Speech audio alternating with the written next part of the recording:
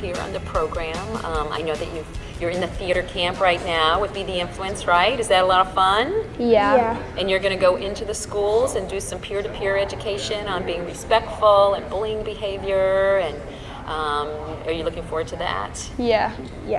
Great. So tell us, why do you think it's important for youth to know about drugs? I think it's important because you you don't do drugs, you shouldn't do drugs, and I think it's important to them because I don't remember what Natalie said. It's okay. I think it's important for the younger people to know how it affects you and how it affects your everyday body functions and how it affects your family. Yeah. And your loved ones, and it doesn't just affect you, it affects everybody around you. That's a very good point. And you said your body. You talked a little bit before about brain.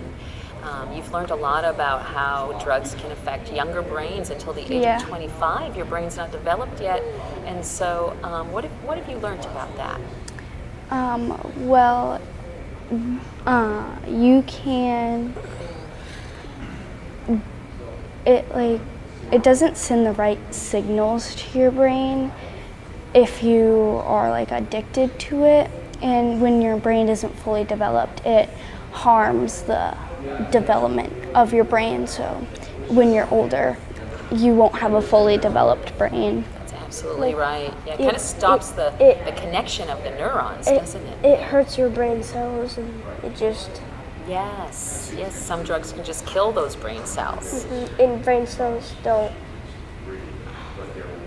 come back or do that. They can over time, but it takes a very, very long time. Yeah. And if you do it when you're really young, before 25, then sometimes it doesn't replicate back. So those are important things. Well, tell us about, do you think that youth are targeted for drug use in our society? I do, because there's commercials on cigarettes, smoking. With marijuana now, do they make it look innocent, or do they make it look like it's dangerous? They make it look like it's okay to do. Yeah. I do think society helped youth get into smoking and drugs and alcohol, because when you're in high school, you want to fit in, and a lot of people do that in high school, and there's peer pressure and stuff, so it's hard to say no to peer pressure, but it's the right thing to do. It is, and I'm so glad that you know. What do you think kids your age can do so that they live a healthy life and they stay away from drugs? I think they can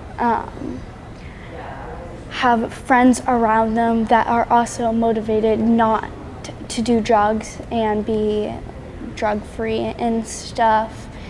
So I think having friends and family around you that's support to live a drug-free life, I think that will help a lot. That's very important. Yeah, and in Be the Influence, if you join with the groups of the school, you kind of get that support system, don't you? You get a group of kids that don't do drugs. Tell us a little bit about what you've done with Be the Influence at your middle school, Natalie.